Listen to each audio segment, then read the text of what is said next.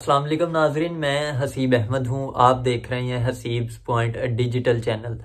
नाजरीन, इमरान खान साहब की गलीज से गलीज तरीन ऑडियोज़ सामने आई, जिसके बाद इमरान खान साहब ने अब तक जो है वो ना उनकी तरदीद की है और ना तस्दीक की है। इमरान खान साहब और तहरीक इंसाफ की तरफ से उनकी ऑडियोज़ के हवाले से किसी किस्म की कोई क्लैरिफिकेशन नहीं आई कि ये ऑडियोज़ इमरान खान साहब की हैं या नहीं।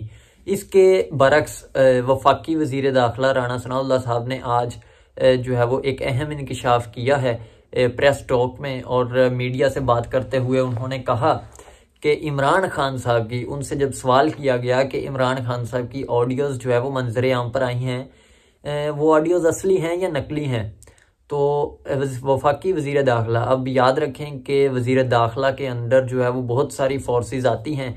पाकिस्तान की फ़ौज भी किसी हद तक जो है वो उनके नीचे है, और वफाकी वज़ीर दाखिला ने बड़े वसूख के साथ एक बात की। उन्होंने कहा कि इमरान खान साहब की जो ऑडियोज़ लीक हुई हैं, जो मंजर आम पर आई हैं, वो बिल्कुल हकीकत हैं। और उन्होंने कहा कि तहरीक इंसाफ के अहम रहनुमा जब इकट्ठे बैठते हैं, जब इकट्ठे महफिल लगाते हैं, तो उसमें कह कहे लगाते हैं और इस बात पर तबसरा करते हैं कि इमरान खान साहब की वो सच्ची और पक्की ऑडियो हैं जो मंजर आम पर आई हैं। और वफाकी वज़ीर दाखिला ने यह भी कहा कि जो ऑडियोज़ आई हैं, जो इमरान खान साहब उन ऑडियोज़ में बातें कर रहे हैं, वो काम वो वीडियोज़ में कर रहे हैं।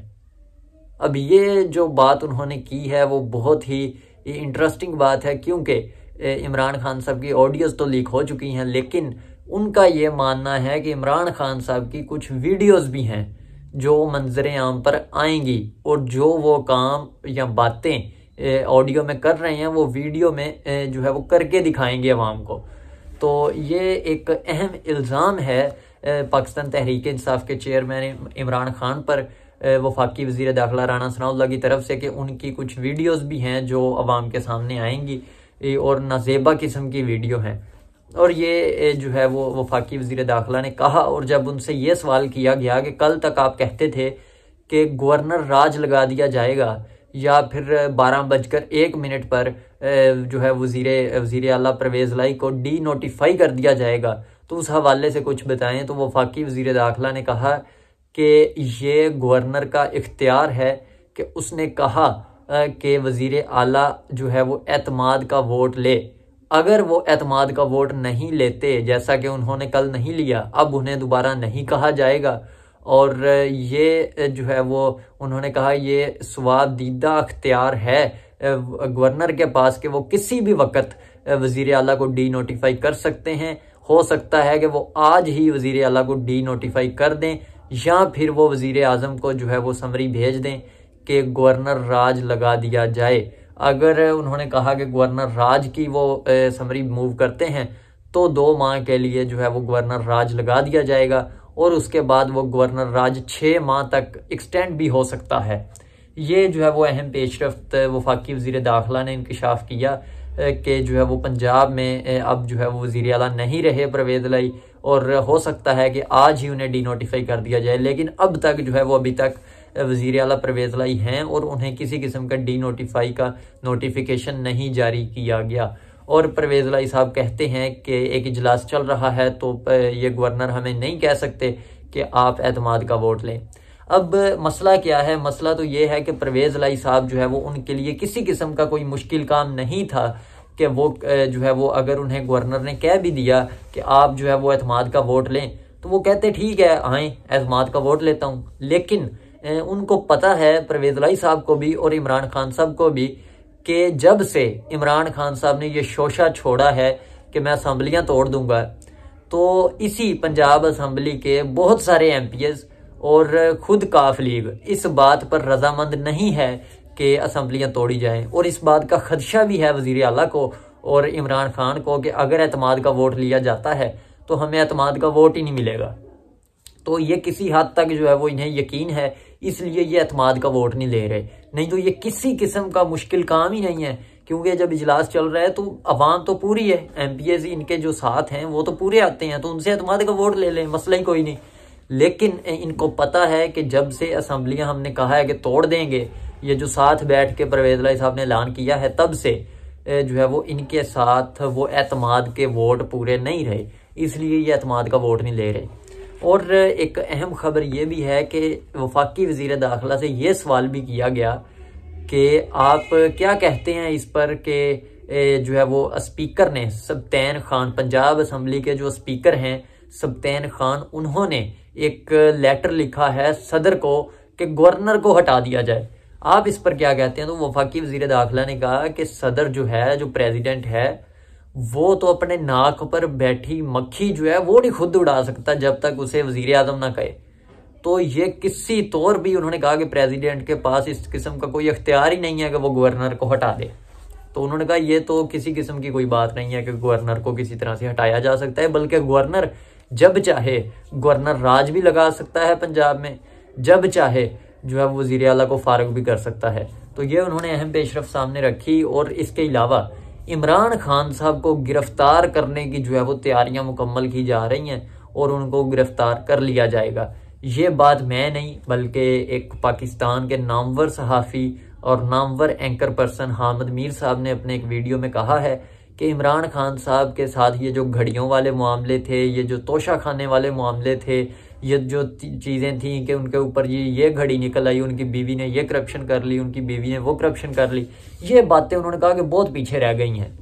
अब जो है वो इमरान खान साहब या तो हमें रावलपिंडी की जेल की सलाखों के पीछे मिलेंगे या किसी और जेल की सलाखों के पीछे मिलेंगे, क्योंकि इमरान खान साहब को अब जिस तरह से उन्होंने कहा कि नवाज शरीफ साहब को 2017 में जब उन्हें हुकूमत से निकाला गया और उन्हें नाअहल किया गया, और जिस तरह से उनके जो है वो पैरों के नीचे से ज़मीन को खींचा गया, जिस तरह से उन्हें इक़्तिदार से निकाला गया, जिस तरह से उन्हें जेल में डाला गया, ये सारे काम उन्होंने कहा कि अब जो है वो इमरान खान साहब के साथ होने वाले हैं।